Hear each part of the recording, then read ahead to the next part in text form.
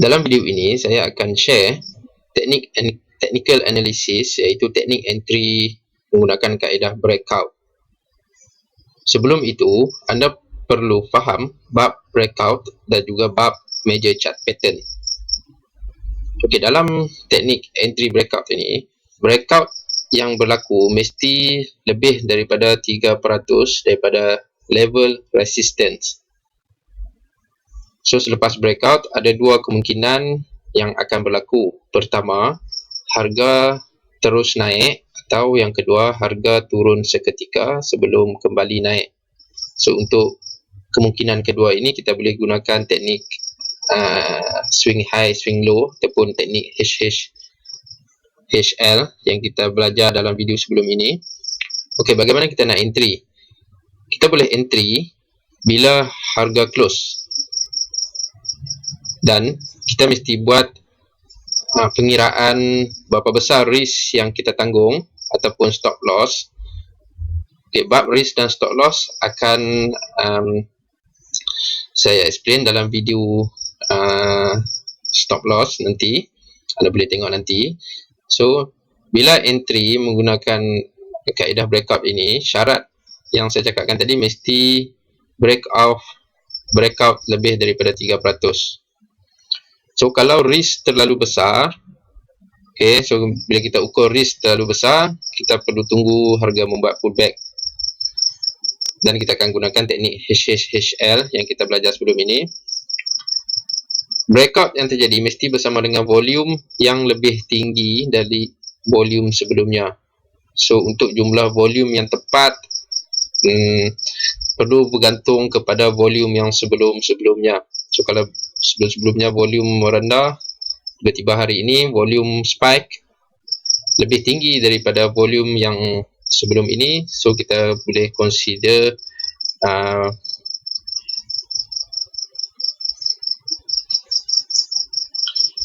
okey, teknik ini sesuai untuk medium term sehingga ke long term trader.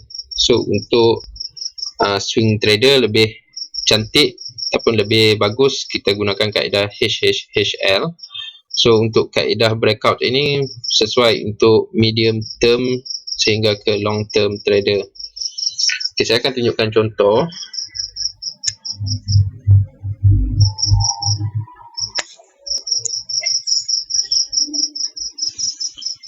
Okey, harga bergerak dalam keadaan sideways sebelum harga breakout garis resistance.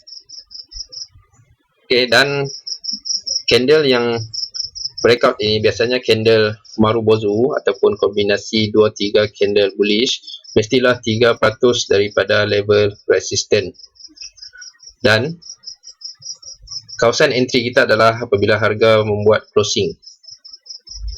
So, kalau anda tak nak tunggu harga pullback, so anda boleh terus entry, dan anda perlu pastikan yang risk adalah kecil dan anda boleh tanggung kerugian jika harga saham bergerak ke bawah. Okey, bab stop loss akan saya sentuh dalam video yang akan datang. Okey, lihat pergerakan volume. Okey, volume rendah sebelum ini, dan pada hari breakout bila muncul Marubozu akan bersama dengan volume yang spike, volume yang tinggi. So, kita anggap yang breakout itu successful dengan syarat ada volume yang tinggi dan juga breakout mesti 3% ke atas dari level resistance. Okay, dalam kotak kuning ini saya nak anda faham yang breakout ini mesti breakout major chart pattern. Contohnya seperti inverted head and shoulder, ataupun cup and handle, ataupun triple bottom, ataupun double bottom, dan ada beberapa lagi major chart pattern yang terdapat dalam saham. Dan juga kita boleh gunakan entry ini untuk FBO 52 weeks high. FBO ini adalah fresh breakout. Ada video yang saya sediakan sebelum ini, anda boleh lihat semula.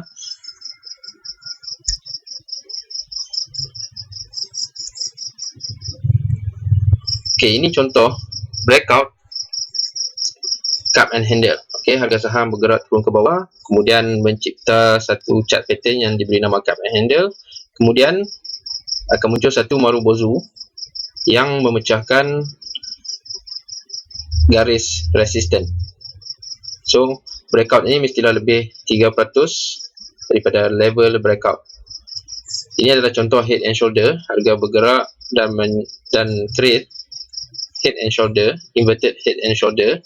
Kemudian muncul satu Marubozu yang breakout 3% daripada level resistance ataupun kita panggil sebagai neckline inverted head and shoulder.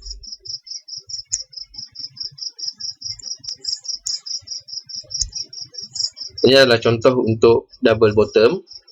Okey, harga bergerak mencipta dua titik paling bawah yang sama level, kemudian muncul satu Marubozu yang breakout 3% daripada garis neckline. Ini adalah triple bottom.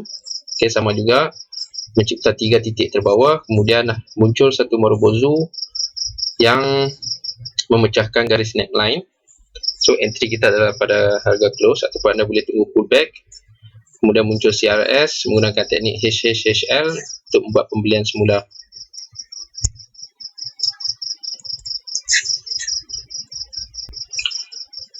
Okay, ini adalah contoh FBO. Okay, jika harga saham bergerak dalam keadaan sideways selama 2 atau 3 bulan, kemudian muncul satu Marubozu dan close 3% daripada level resisten, so kita boleh buat entry. Okay, kadang-kadang harga membuat beberapa FBO. So, macam contoh yang saya lukis ini, harga membuat FBO di kawasan ini, kemudian bergerak sideways semula, dan sekali lagi harga membuat FBO. So, pastikan sideways ini dalam tempoh 2 atau 3 bulan. Saya akan tunjukkan contoh di chart.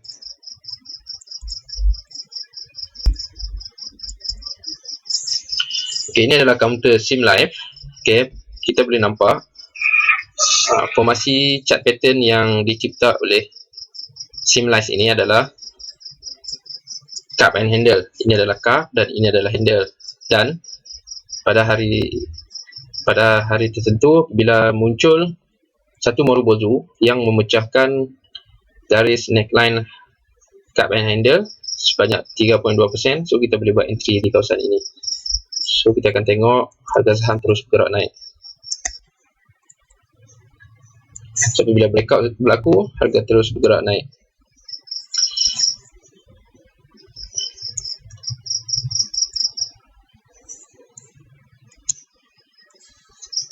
Okay, ini adalah contoh yang kedua saya nak tunjuk.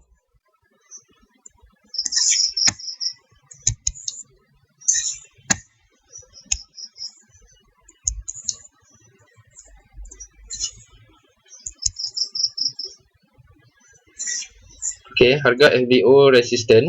Okay, harga bergerak dalam keadaan sideways. Kemudian harga memecahkan garis resisten. Okay, berada dalam sideways agak lama, sebulan, dalam tempoh 2 bulan. Kemudian muncul Marubozu 3.6% daripada level resisten. So, kita akan buat pembelian di sini. Okay, kita tengok harga terus naik. Okay, contoh yang kedua.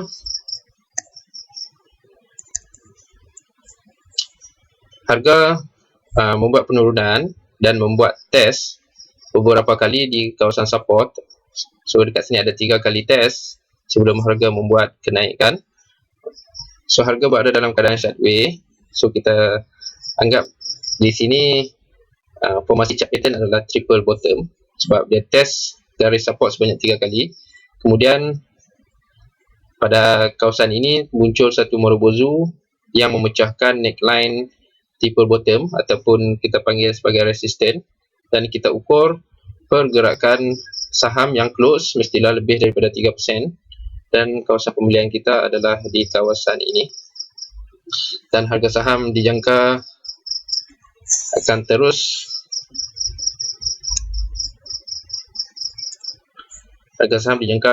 naik ataupun membuat penurunan sebelum naik semula.